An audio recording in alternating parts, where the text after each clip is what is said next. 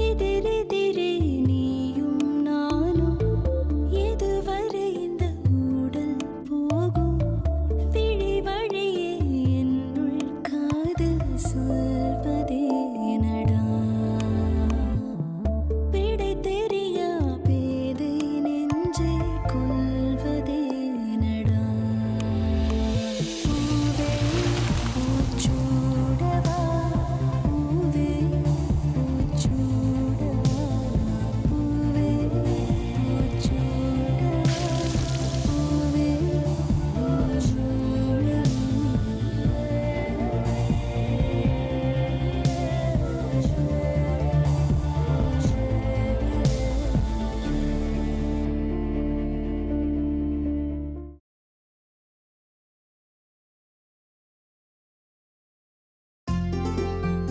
அக்கா அக்கா இப்ப எதுக்குடி அவளை கூப்பிடுற? ஆ? ஆமா, இது என்னது?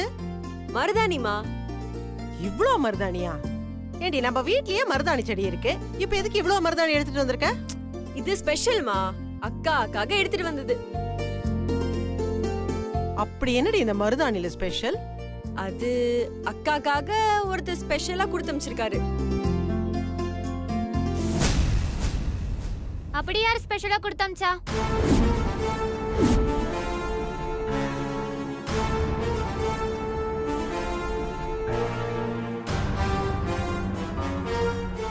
சொல்லு. யாருன்னா அக்காவை கல்யாணம் பண்ணிக்க போறவரு. கௌதம் மாமாவா?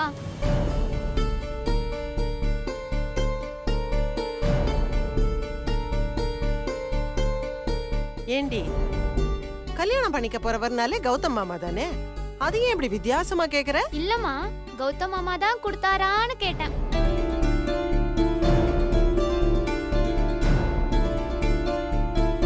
ஆமா, அக்காக்காக அவர்தான் வாங்கி கொடுத்தாரு.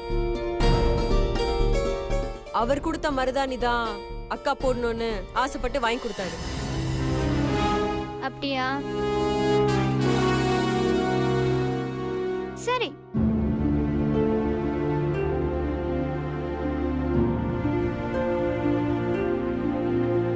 ஹே, இவ என்னடி எப்ப பார்த்தாலும் வித்தியாசமா பாக்குறா, வித்தியாசமா நடக்க ஆரம்பிச்சிட்டா?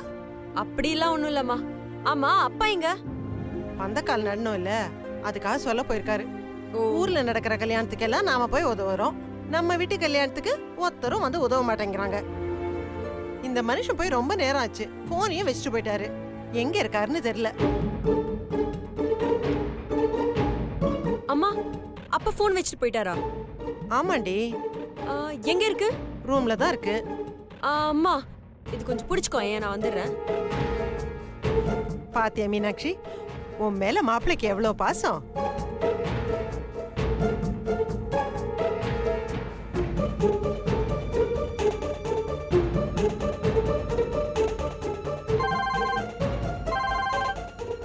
அப்பா உங்களுக்கு ஃபோன். ஹலோ ஹலோ கௌதம் மாமா, நான் துர்கா பேசுறேன். என்ன ரொம்ப நேரமா உங்க ஃபோன் பிஸியாவே இருக்கு? ஒரு நிமிஷம். பூஜா குட்டி, அப்பாக்கு ஆபீஸ்ல இருந்து போன், நீங்க உள்ள போங்க. சொல்லு துர்கா. நான் உங்ககிட்ட ஒன்னு கேட்கணும் மாமா. ஏ துர்கா, முதல்ல நீ வந்து கௌதம் கிட்ட கொடுத்து அனுப்புன மருதாணிய வந்து பாரு.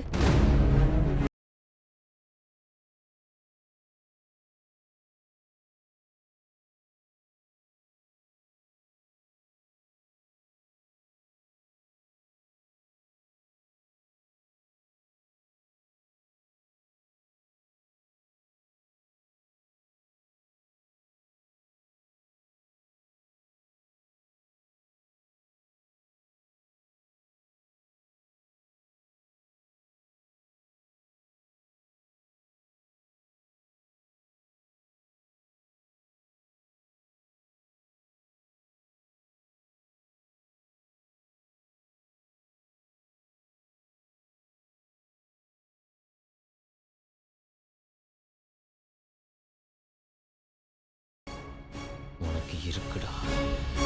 ஏய், என்ன சந்தேகப்படுறியா? நான் யாரையும் நம்ப தயாரா இல்ல.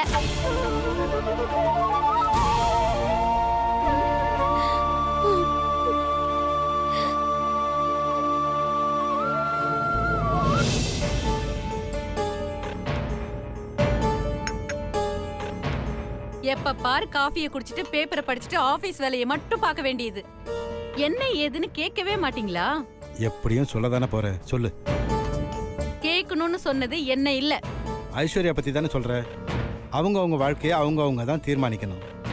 அவங்கள ஆசீர்வதிக்கிற உரிமை மட்டும்தான் நமக்கு இருக்கு. ஏங்க 50 வயசுல உங்களுக்கு இருக்கிற அறிவு 20 வயசு பொண்ணுக்கு எப்படி இருக்குங்க? அவ என் பொண்ணு, எதை எப்படி ஹேண்டில் பண்ணணும்னு அவளுக்கு நல்லா தெரியும். இத பாருங்க, அவளுக்கு அதிகமா இடம் கொடுத்து அவ வாழ்க்கையில நீங்க விளையாடுறீங்க. இத பாருங்க, அவ முடிவு தப்பா போய் அவ வாழ்க்கையில தோத்தினா அது நம்மளால, அதுவும் உங்களால தாங்கிக்கவே முடியாது. முதல்ல நான் சொல்றதை நல்லா புரிஞ்சுக்கோங்க, கூப்பிட்டு கேளுங்க. அவளுக்கு சரியான வழி காட்ட வேண்டியது உங்க பொறுப்பு. சரி, அவளும் கேட்ட 1 மாசம் டைம் முடிஞ்சு போச்சு. அவளை கூப்பிட்டு கேட்டுருவோம். எங்க இருக்கா அவ? ஏன் இந்த வீட்ல அவ எங்க இருக்கான்னு உங்களுக்கு தெரியாதா? மேலதான் இருக்கா. ஐஸ்வர்யா, ஐஸ்வர்யா, ஐஸ்வர்யா. வரேன்பா.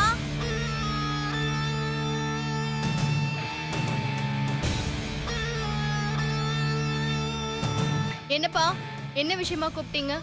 ஐஸ்வர்யா, அது வந்துமா. ஏங்க நீங்க ஏன் தயங்குறீங்க? ஏண்டி, நீ கேட்ட 1 மாசம் அவகாசம் முடிஞ்சு போச்சு. இதுக்கப்புறம் நாங்க சொல்றதா நீ கேட்கணும். என்ன கேட்கணும்? ஒரு நல்ல பையனா பாக்குறோம், வாயை மூடிக்கிட்டு அவனை கல்யாணம் பண்ணிக்கோ. என்னால முடியாது. நான் சுந்தர் மாமாவை தான் கல்யாணம் பண்ணிப்பேன். அவன் தான் உன்னை பிடிக்கலன்னு எல்லாரும் முன்னாடி சொல்லிட்டான்ல, அதுக்கப்புறம் உனக்கு ஏன் இவ்ளோ பிடிவாதம்? அந்த சுந்தர் என்ன பெரிய மன்மதனா? மா, சுந்தர் மாமாவை பத்தி நீ தப்பா பேசாத. சுஜாதா, எதா இருந்தாலும் கொஞ்சம் பார்த்து பேசு.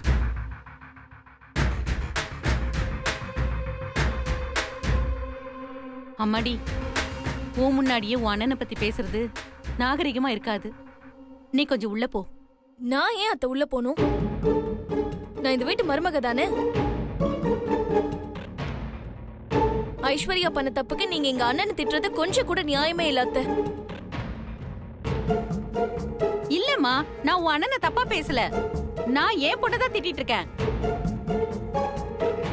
உனக்கு உன் அண்ணனை திட்டுற மாதிரி தெரியும், அதனாலதான் நான் சொல்றேன், நீ கொஞ்சம் உள்ள போ.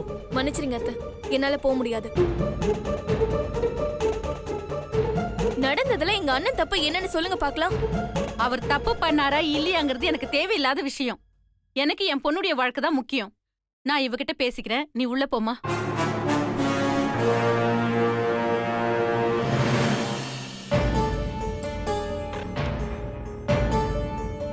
என்னம்மா ப்ராப்ளம்? வாடா. நீ ஒழுங்கா இருந்தா நான் ஏன்டா இதெல்லாம் பேச போறேன்? உனக்கு பிசினஸ் தான் முக்கியம். இந்த வீடு எக்கேடு கெட்டு போனா உனக்கு என்னன்னு இருக்க? அம்மா, என்ன செய்யணும்னு சொல்லுங்க. அப்பா இருக்காரு, அவரு எல்லாத்தையும் பார்த்து பாருன்னு நினைச்சுக்கிட்டு இருக்கேன். கார்த்திக், நீ ஒன்றும் டென்ஷன் ஆகாதடா. ஐஸ்வர்யா கல்யாணம் பண்ணா சுந்தர தான் கல்யாணம் பண்ணிப்பேன்னு சொல்றான். உங்க அம்மா வேற பையனை பார்த்து கல்யாணம் பண்ணி வைக்கலாம்னு சொல்றான். டேய், என்னடா எதுவுமே பேசாம அமைதியா நிக்கிற? ஐஸ்வர்யா, சுந்தரோட உனக்கு கல்யாணம் நடக்காது. நீ அவனை மறந்துரு. ஏன் நடக்காது? நீ மட்டும் விரும்பின பொண்ணு கல்யாணம் பண்ணிக்கலாம், நான் விரும்புறவரை கல்யாணம் பண்ணிக்க கூடாதா? நாங்க 2 பேரும் விருப்பப்பட்டு கல்யாணம் பண்ணிக்கிட்டோம். ஆனா உன் விஷயம் அப்படி இல்லையே. நீ மட்டும் தான் சுந்தர விரும்புற. அவன் உன்னை வேணான்னு எல்லாரும் முன்னாடி சொல்லிட்டு போயிட்டானே. நான் விரும்புறவனை தான் என்னால கல்யாணம் பண்ணிக்க முடியும். ஐஸ்வர்யா, நான் சொல்றதை கேளு. யார் சொல்றதே என்னால கேட்க முடியாது. தயவு செஞ்சு இந்த அட்வைஸ் பண்ற வேலையெல்லாம் இதோட நிறுத்திக்கோங்க. ஏய், மா, நாளைக்கு மீனாட்சிக்கு நலங்கு வைக்கிறாங்களாம். சித்தி ஃபோன் பண்ணாங்க. நானும் தாரணி அங்க போறோம். கல்யாணம் வரைக்கும் அங்கேயே இருந்துலான்னு இருக்கேன். நீங்களும் அப்பாவும் கிளம்பி வாங்க, போலாம். பாத்தியா, என்னை விட சின்னவ கோதாவரி. 4 பொண்ணு பெத்தவ இன்னைக்கு நிம்மதியா இருக்கிறா. நான் பெத்தது ஒண்ணே ஒண்ணு. நான் என்ன பாடுபடுறேன் பாத்தியா? ச்சே, எனக்கு மனசே சரியில்லடா. நான் நாளைக்கு வரேன். நீயும் தாரணியும் கிளம்பி போங்க. சரிம்மா, உன் இஷ்டம். தாரணி, நீ போய் ட்ரெஸ் எல்லாம் எடுத்து பேக் பண்ணி வை, நம்ம கிளம்பலாம். சரிங்க.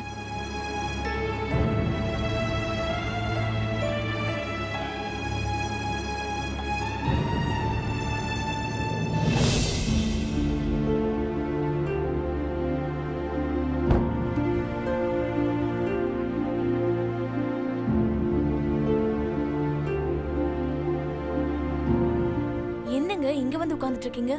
சீக்கிரம் ரெடி ஆகுங்க, கிளம்பலாம். நீ ஃபர்ஸ்ட் ரெடி ஆகு. என்ன டல்லா இருக்கீங்க? ஆபீஸ்ல ஏதாவது ப்ராப்ளமா? அதெல்லாம் ஒண்ணு இல்ல, நீ ரெடியாகு. இல்லையே, நான் இது வரைக்கும் உங்களை இவ்ளோ மூட் அவுட்டா பார்த்ததே இல்ல. இல்ல, ஒரு விஷயத்தை பத்தி யோசிச்சுக்கிட்டு இருந்தேன். ஐஸ்வர்யா பத்தி தானே? ஆமா. ஏங்க அவ புரிஞ்சுக்கவே மாட்டேங்கிறா? ஏங்க, நான் வேணா சுந்தரண்ணன் கிட்ட பேசட்டுமா? நீ சொன்ன உன் அண்ணன் ஒத்துப்பானா? நான் சொல்லி எங்க அண்ணன் ஒத்துக்காம இருப்பானா? கண்டிப்பா ஒத்துக்குவான். அது உன் நம்பிக்கை, ஆனா அது நடக்காது. என்கிட்டயே சேலஞ்ச் பண்றீங்களா? நான் என் அண்ணனை ஒத்துக்க வச்சுட்டா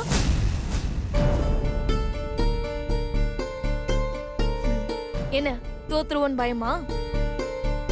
ஒரு அண்ணனா ஐஸ்வர்யாவோட விருப்பப்படி கல்யாணம் நடந்தா அது எனக்கு சந்தோஷம்தான். ஆனா அதே சமயம் கல்யாணம் நடந்தாலும் ஒரு வகையில எனக்கு வருத்தம் தான். நீங்க ஏன் வருத்தப்படணும்? அதெல்லாம் ஒண்ணு இல்ல, விடு. ஏங்க என்கிட்ட உண்மையை மறைக்கிறீங்க? என்னன்னு சொல்லுங்க. சுந்தர் ஒரு பொண்ணு லவ் பண்றான்ல. அதனாலதான் ஐஸ்வர்யாவை கல்யாணம் பண்ணிக்க மாட்டேங்கிறான். ஆனா நான் பேசினா கண்டிப்பா கன்வின்ஸ் ஆயிடுவான். அது நடக்காது. நீ போய் அவங்கிட்ட ஐஸ்வர்யா கல்யாணம் பண்ணிக்கணும்னு சொன்னா உன் கூட அவன் சண்டை தான் போடுவான். ஏன்னா அவன் இன்னும் அந்த பொண்ணை மறக்கல, அந்த பொண்ணு சுந்தர மறக்கல. அப்படின்னா அந்த பொண்ணு யாருன்னு உங்களுக்கு தெரியுமா? தெரியும். யாரு? மீனாட்சி. மீனாட்சியா? என்னங்க சொல்றீங்க? சுந்தரும் மீனாட்சியும் நம்மளோட கல்யாணத்துல தான் ஒருத்தருக்கு ஒருத்தர் விரும்ப ஆரம்பிச்சிருக்காங்க. மீனாட்சி தான் குடும்ப சூழ்நிலைக்காக தான் விரும்பின விஷயத்த யாருக்கிட்டுமே சொல்லாம மறைச்சிட்டா. இப்ப மீனாட்சிக்கு கல்யாணம் ஆக போதே. அந்த கல்யாணத்துல ஏகப்பட்ட கன்ஃபியூஷன் இருக்கு. ஆமா, இந்த விஷயம்லாம் உங்களுக்கு எப்படிங்க தெரிஞ்சது?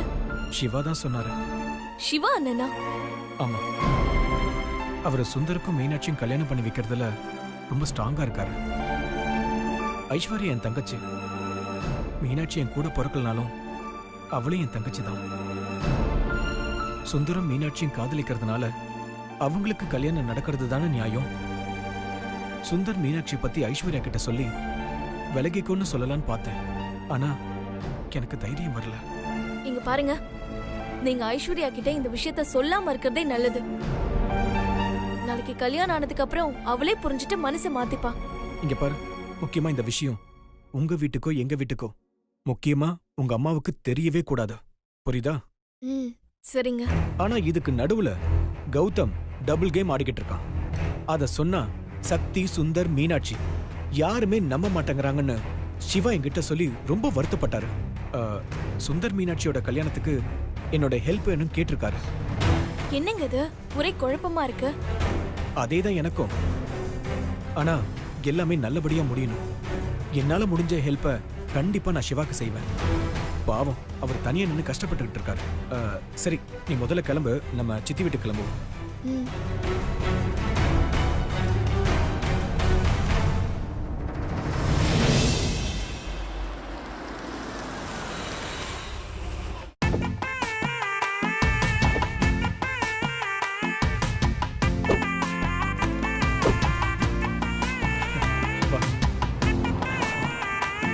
அத்த, எப்படி இருக்கீங்க?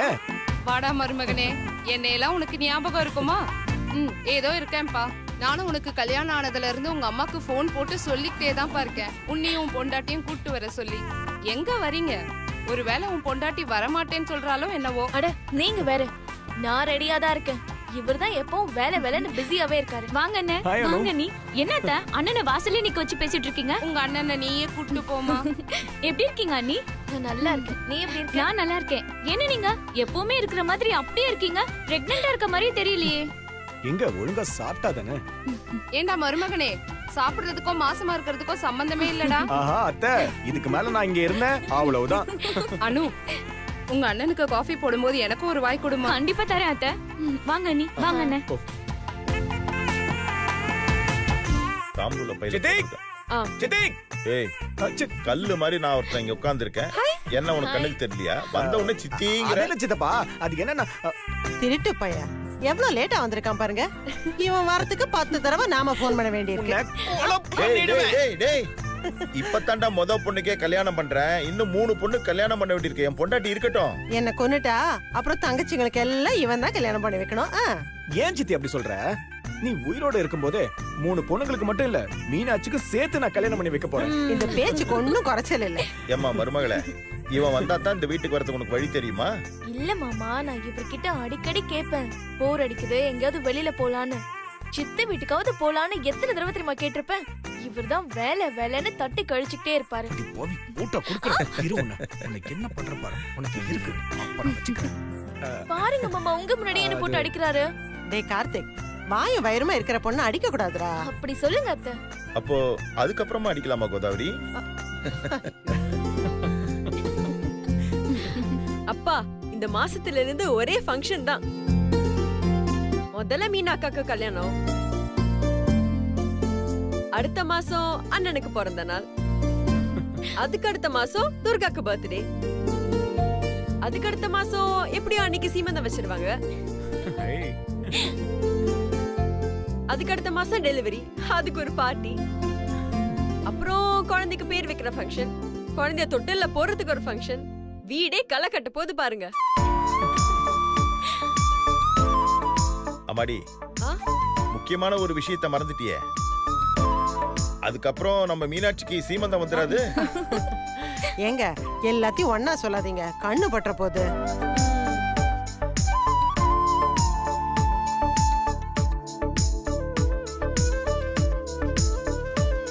சித்தி கொஞ்சம் விலகுங்களேன். என்ன முயல் குட்டி உருன்னு இருக்க? ஏன் இப்போ கேள்றீங்க? கையெடுங்க.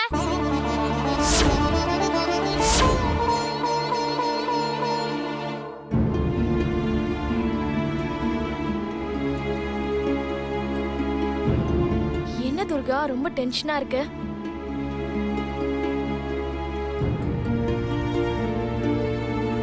சாரி அண்ணி, அண்ணா நல்லா கண்ணத்தை கிள்ளி விட்டுட்டாரு, அதான். சரி பரவாயில்ல. ஏ துர்கா, சாரிடா. பரவாயில்ல அண்ணா. ஆமா அத்தை, கல்யாண பொண்ணுங்க. மீனாட்சி, உங்க அண்ணனும் அண்ணியும் வந்திருக்காங்க, வா. அத்தை, அண்ணி எங்க இருக்காங்கன்னு சொல்லுங்க, நாங்க அங்க போய் பாக்குறோம். என்னங்க, அதானே முறை. உள்ளது அம்மா இருக்கா, போய் பாருங்க. சரிங்க அத்தை. அப்புறம் வெத்தலை பாக்கு, மஞ்சள். அனு, நீ போய் கொஞ்சம் தாம்பரத்தைய வர சொல்ல. சரிம்மா. ஒரு வாட்டி செக் பண்ணிக்கோ.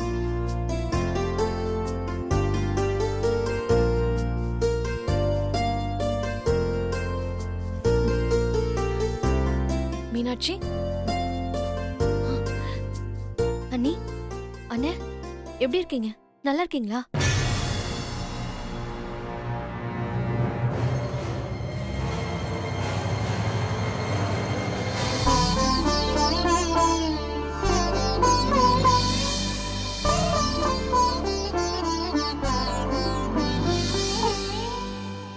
என்ன நீங்க 2 பேரும் என்ன அப்படியே பாத்துட்டு இருக்கீங்க?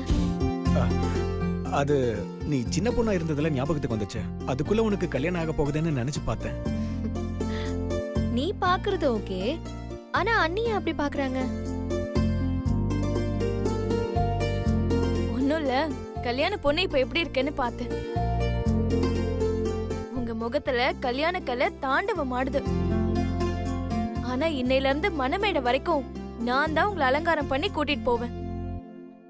ஏன்னா எனக்கு தான் அந்த உரிமை இருக்கு. என்னங்க, நான் சொன்னது கரெக்ட் தானே? ஆம், கரெக்ட். அதெல்லாம் அப்புறம் பாத்துக்கலாம். முதல்ல 2 பேரும் மோத்த கழுவிட்டு வந்து காஃபி சாப்பிடுங்க. பக்கத்து வீட்டுக்கு எல்லாம் போய் நலங்கு வைக்கிறதுக்கு சொல்லிட்டு வந்துருவோம். சீக்கிரம் ரெடி ஆகுங்க. அத்தை, மீனாட்சியோட கல்யாணம் ஏன் வீட்டு கல்யாணம் மாதிரி தூள் கிளப்பிடலாம் பாருங்க. மீனாட்சி கல்யாணம் முடிஞ்சு மறுவீடு போற வரைக்கும் நாங்க இங்கதான் தங்க போறோம். ரொம்ப நல்லதுமா. என்னங்க, அத்தை சொல்லிட்டு போனாங்க பாத்தீங்கல்ல, நீங்க சீக்கிரம் போய் பேக் எடுத்துட்டு வாங்க, நான் ரெடி ஆகணும். ஏய், என்ன நீ வேலை வாங்கிட்டு இருக்க? ஓ அப்படியா? தம்பி கார்த்திக், கார்ல சூட்கேஸ் எல்லாம் இருக்கும், சீக்கிரம் போய் இதை எடுத்துட்டு வா. இப்போ ஓகேவா? மீனாட்சி, இங்க பாரு, எப்படி எல்லாம் பேசுற, எப்படி எல்லாம் என்ன வேலை வாங்குற பாரு உன்ன. கல்யாணம் ஆயிட்டாலே இப்படிதான் நினைக்கிறேன். அப்படிதானே? மீனாட்சிக்கு கல்யாணம் ஆனதும் எங்க அண்ணன்